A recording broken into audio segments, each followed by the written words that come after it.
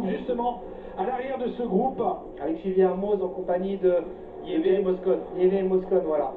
qui sont les derniers à pouvoir peut-être opérer la jonction sur le groupe de Thibaut Pinot, Julien Alaphilippe, Fabio Aru, Nairo Quintana. Alors, nous avons trois Français quand même pour la place de deuxième s'ils arrivent à faire la jonction avec Thibaut Pinot et Julien Alaphilippe. Très belle course des Français effectivement. C'est dommage, on y a cru. Attention, Julien Alaphilippe est reparti dans la descente. Lui qui est aussi un acrobate, hein. On l'avait vu complètement déconcentré dans la descente du Superga au premier passage à Milan-Turin. Mais ce n'était pas le vrai Alaphilippe, hein. Le vrai c'est celui-là qui descend tambour battant, qui est capable de prendre des trajectoires ultra tendues. Nibali est bel et bien parti pour remporter un deuxième Tour de Lombardie.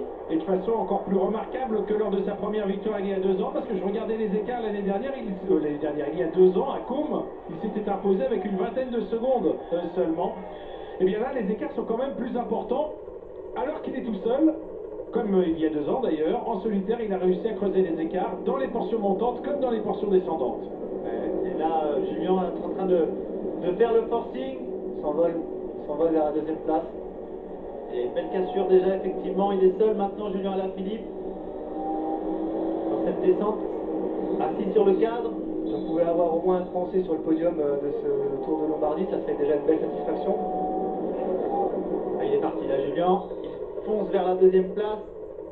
Vous savez qu'au cours des 4 dernières ascensions de San Fermo della Battaglia, à chaque fois, celui qui a basculé en tête au sommet s'est imposé ensuite à Côme, que ce soit en 2008, en 2009, en 2010 ou en 2015. Et tout à l'heure, je vous ai dit une bêtise, Philippe Gilbert a gagné à Côme. Je vous ai fait les gros yeux, mais vous avez bien vous fait. demandiez pourquoi, mais voilà. 35 secondes, il a perdu un petit peu de temps, Vincenzo Nibali, mais là il est plus dans la gestion de son effort maintenant. Ah, il ne va pas prendre de risque. Voilà, Il ne faut pas aller au tard maintenant, c'est trop important. Contrairement à Alaphilippe qui doit lui prendre des risques pour distancer ses anciens compagnons d'échappée. Oui, parce que là, il n'a pas assez d'avance pour se relâcher. Bien viré. Julien qui Voilà, derrière ça. c'est fini derrière aussi pour la deuxième place, ça va être compliqué.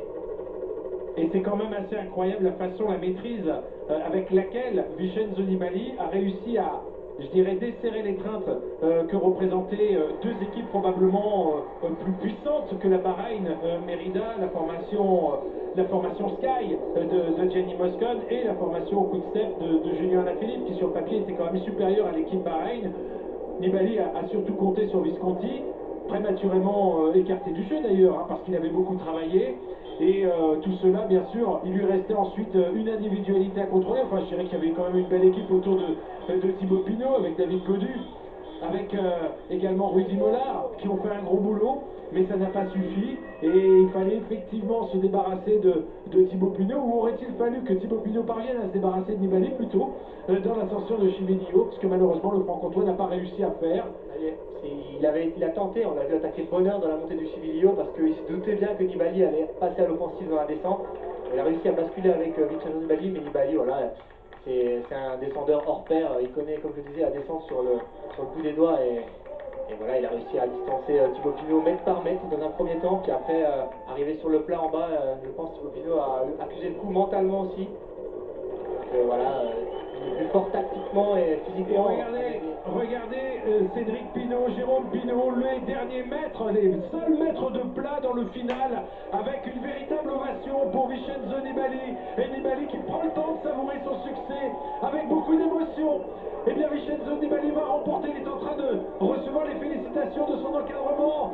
C'est absolument magique ce qu'il a fait aujourd'hui. Voilà, il en est très fier avec ces nouvelles couleurs de la formation Bahreïn. Il avait gagné chez Astana il y a 2 ans.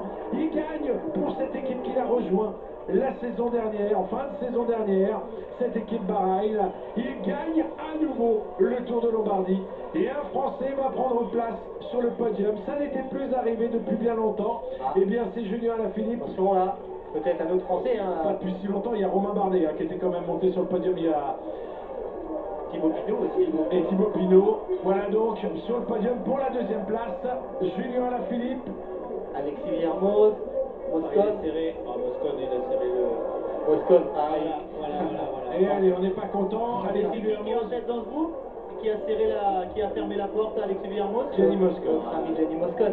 Le bad boy du peloton international. 3 Français dans les 5 premiers quand C'est même. magnifique malgré tout, effectivement.